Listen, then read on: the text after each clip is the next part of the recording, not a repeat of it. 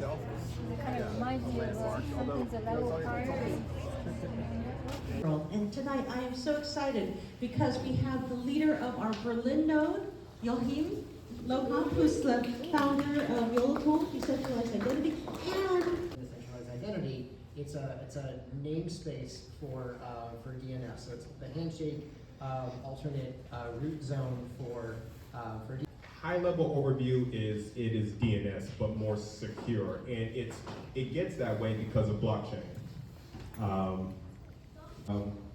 And I go into examples for network states, cities, institutions, platforms, small businesses, cryptocurrencies, and you, and how you could benefit from owning one.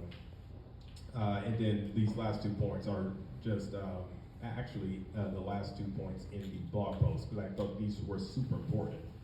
So with the handshake TOD, it is something you can cultivate, something you can actually control, something you have full agency over your own space on the internet. A lot of what is on the internet right now, we just... So you might notice that we have these copies of these Dweb principles. I'm gonna get to that in a second, but what we're gonna talk about tonight, and I know some of you have been coming from another conference, IIW, and maybe Aspiration Tech Festival, so we don't want to have you discuss too long. I'm sure you've been doing it all day. But take like 20 to 25 minutes. If you want to keep talking, of course you're welcome. To talk about the implosion of Twitter. From the Dweb summits from 2016, our main, of course, critique is that things are too centralized. That they don't like. That's the type of decentralization that people are unhappy with. If you get banned or your posts get blocked. And I think Elon bought it because he didn't like that conservatives were getting censored. And now other people don't like it because they don't like the left getting censored. And so then people are moving to Mastodon. And this moderation policy happens to be one of the things in Mastodon that it doesn't do very well. Archive. And the Internet Archive is an enormous digital library. People know us best for something called the Wayback Machine. Has anyone ever used the Wayback Machine or the Internet Archive? Right, and I'll tell you a little bit more about that. But the Wayback Machine is a longitudinal archive of every web page since we started to crawl in 1996. I'm going to show you some of the early stuff that we crawled. Brewster Kahle was the founder. He so wanted to be here, but his wife called him and said, "Hey, we have dinner in Point Reyes tonight." So he had to like be in a hasty retreat. But he, back in the day, was a young technologist at MIT, and he was crossing a bridge over the Charles River, and his friend said to him, "Brewster, do you believe in utopias?" He said, "Yeah, I believe in better societies." And he said, "Are you a technologist?" And he said, "Well, obviously I'm a technologist."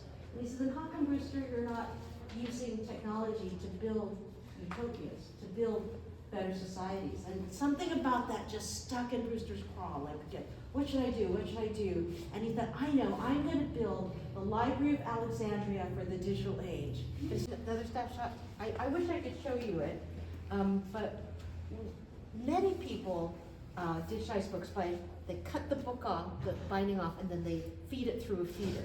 Much faster. But Brewster, being a librarian, could never cut the book. Yeah. So we have digitized now 6 million books.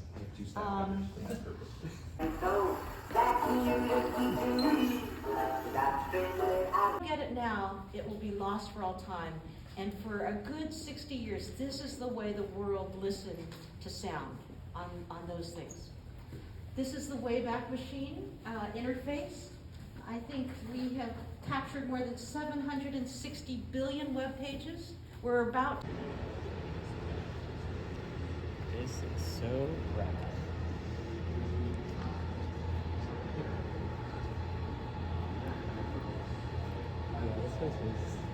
Okay, if you took all the books in the Library of Congress, it would be stored in about 1/2 inch of one of these. So basically, the largest library in the world fits in about this much of the storage. Wow. And why is that? It's because books are tiny, right? Library of Congress terabytes. I don't know, how much does your phone, And Aaron was always about freeing the information. So he started to build something called Open Library, which he imagined would be one web page for every book ever written.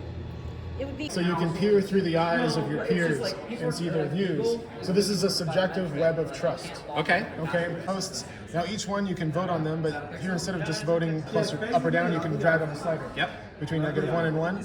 And you also notice these are other people's votes, and you can see that their faces are different sizes. That's because they have different weights. Right. Because I have given them different weight, and this is where I vote on everybody. Yep. So if I take Raph and I vote him down, my entire feed will resort, and he gets really small. Yep. And I can vote him back up, and everything resorts again. Yep.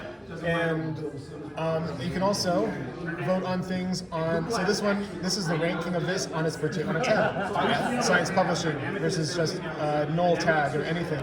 Okay. And you can also see your view of other things. Let's look at my view of, how about science of science? What's there?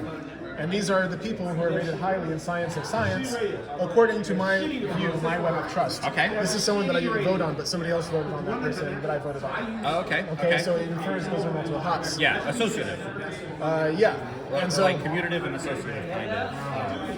Yeah, the highly rated person of my highly rated person is highly rated.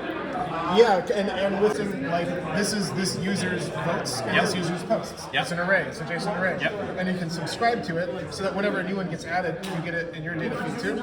And so you can have your blog, and you can have your blog, you can post all of your posts, and you can also put all of your votes on all URLs on the internet right there. Yep. And if I vote you up on my blog,